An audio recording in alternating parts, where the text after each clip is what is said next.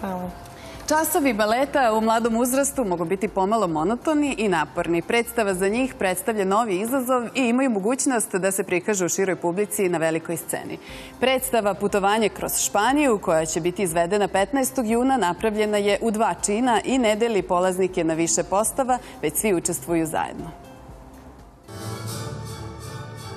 Predstava Putovanje kroz Španiju naglašava lepotu i vrednost baletske igre, gde glavni junaci slikari, Dali i Miro, pomoću čarobnog kista oživljavaju najlepše delove Španije i male putnike odvode čak do koride. Ideja nije, da kažem, nova. Stvorila se još otprilike na početku naše školice 2011. godine. Tad smo dobili ideju da prvi put napravimo neku predstavu gdje će djeca pokazati šta su naučila, da to ne bude klasičan javni čas, i to se zaista dopalo svima. I da kažem, dosta njih je učestvovali, odmah se javila želja da to bude ponovo i već je postala, da kažem, praksa. Znači, evo 2 puta godišnje mi imamo predstave, jedan put u decembru, jedan put u junu. Kroz baletske predstave deca mogu da pokažu i svoje glumačke sposobnosti, dobijanjem različitih karakternih uloga, kao što su ovaj put španjolke i toreadori. Ja glumim španjolku, igram špansku igru i još druge koreografije neke. Koraci su teški, ali mi ih naučimo jako brzo i onda nam to bude lako.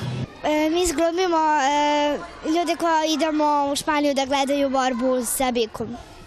Najviše mi se dopala slika Dalija, to što ima najviše koreografija i volim da crtam. Dopada. Igra balet.